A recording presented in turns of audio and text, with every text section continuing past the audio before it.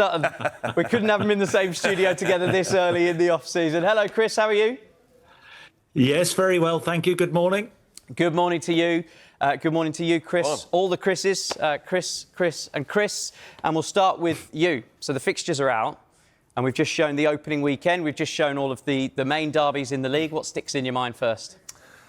I mean, I think you always, every Scottish fan will look forward to the first Old Firm game of the season, but, you know, it's really important you go off to a good start. You know, and I think for everyone, you know, obviously Livingston and Falkirk coming up, they will want to, you know, get a good start. But, you know, I think for, you know, for Rangers looking at the fixtures they've got at the start, it's a decent opportunity, and Russell Martin needs to get off to a good start, you know, because we've seen Celtic, you know, get away early doors and very difficult to catch. So, you know, Rangers will be looking at their opening fixtures and think there is an opportunity to pick up points there. Yep, no doubt. Now, Kris, your former side, Celtic, they're starting out against St Mirren. How are you feeling going into the new season off the back of those 4 titles back-to-back? Sorry, Kris.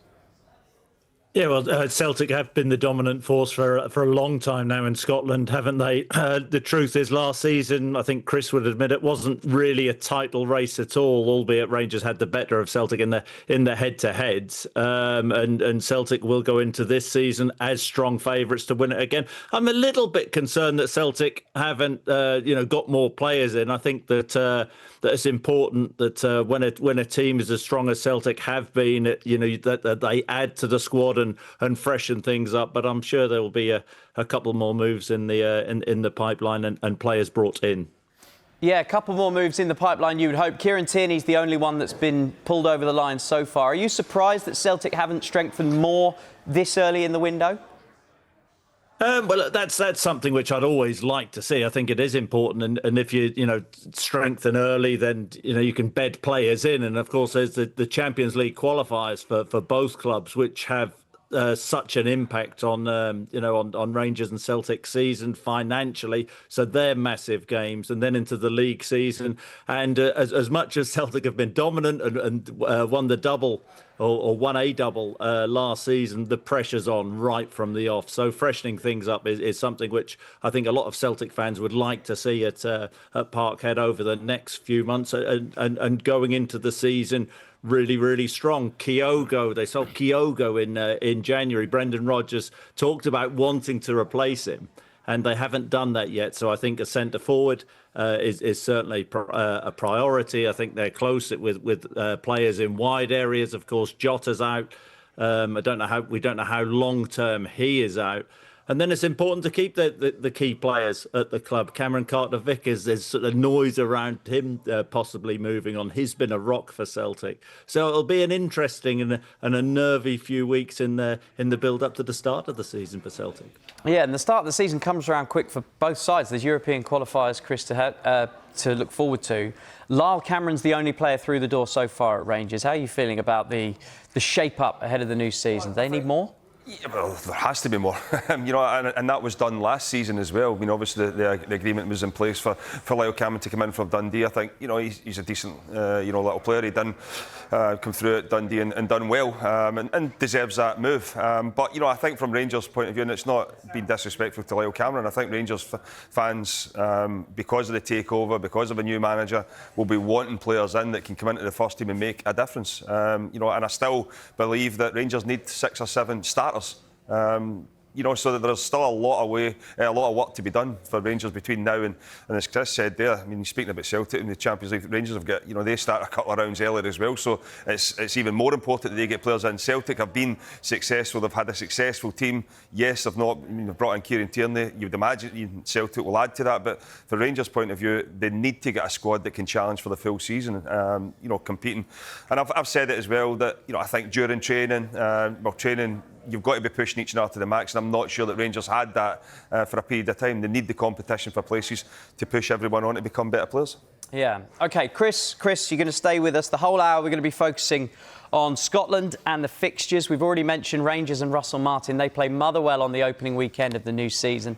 Let's head to the club's training ground now and join our reporter Luke Shanley. Luke.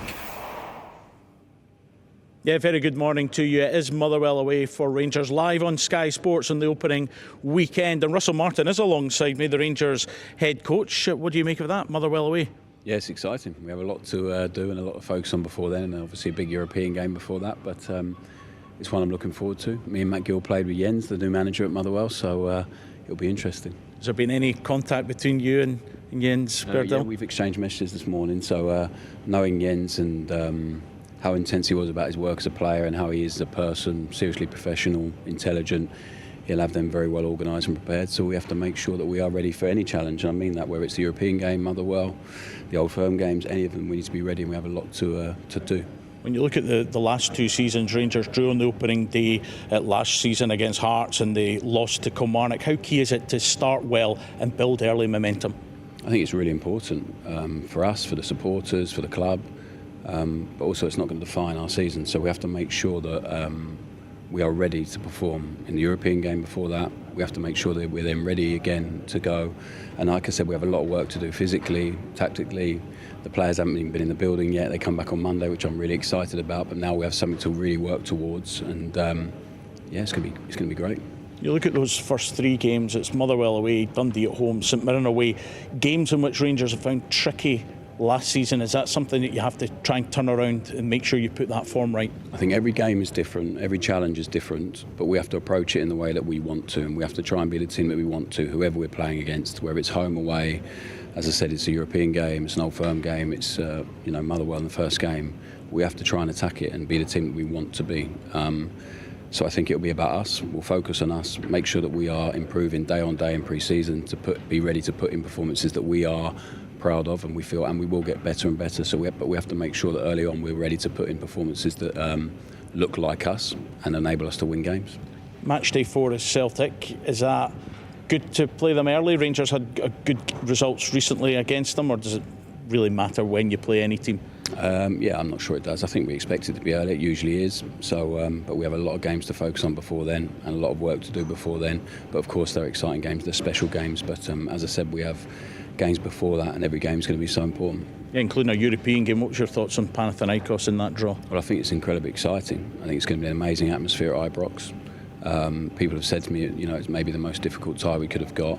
But if we want to compete in Europe, we're going to have to beat some good teams, some really good teams. So we will be ready for it. We know what we're working towards now, so we can have a good look at them. But like I've said, the work's going to be about us and making sure in the next 3 to 4 weeks that we and the players understand what it's going to take, and they're open to learning. And like I said, be ready to put in a performance that we are proud of. So players back on Monday. What's the priorities for you then? To work them physically and tactically, to get them to understand what we are demanding very early on, what the team's going to look like, and also hopefully in the next couple of weeks to add a few players to the group. I think we're all expecting that. So it's exciting, and we have the international players coming back a week later, so we have a good bit of time to work with them. What about John Souttar? Will he be ready for the European game or the opening game of the league season? I think it's really difficult. So John wants to play for his country, and I think so many players, especially at the end of the season, get lambasted for not going away or pulling out of the international games for whatever reason. So John made a decision that he had a bit of a minor injury. He wanted to go and play. He's desperate to play for his country, which I admire. So the plan was here, everyone was aware of it, to get sorted after that. So he's had a minor op, and we expect him to be fit for the Panathinaikos game. So it hasn't really affected the preparation. He's been able to go away and play and then be ready for us. And just finally then, how excited are you, and how hectic has it been since being appointed Rangers head coach? Yeah, it's been everything I thought it would be. It's been intense, it's been great. The real work starts on Monday, which I'm really excited about, to get on the grass. That's what I love. I think any manager and coach loves that bit, training the players and being on the grass with them. And I'm just really excited about it all. The challenges that are going to come. And now we have to build a team that we're all really connected to and proud of and like watching. Russell, really appreciate your time. Thank you very much. There we go. It's Motherwell away, first up for Rangers, then Dundee at home, St Mirren away, and then they end August against Celtic. Thank you, Luke. OK, well, Boyd, immediate reactions. He always comes across so well, Russell Martin. What do you make of what he had to say? Yeah, I mean, I think you're right there. He speaks so well, and he's clear in his messages, and he knows exactly what he has to do. But it's one thing having that, but at the same time, you're speaking about getting players in, and Rangers fans are now starting to ask, where is the players? It's getting to that stage. As Russell says there, they're going to be back training on Monday, and I think when there's been so much, and everybody's looking forward to the new season from a Rangers point of view, that you want to see players coming in, you want to see the group improve. there is no doubt that that has to improve because last season once again wasn't good enough. Celtic totally ran away with the league and it was over pretty early. So for Rangers' point of view, they need to get players in. They've got a huge European tie that can have a huge bearing on the the players that come in. But and I also think as well, when you're speaking about Cyril Dessers and he's had a lot of criticism. But I think when you look at his goals he scored last season, and he's always there week in, week out.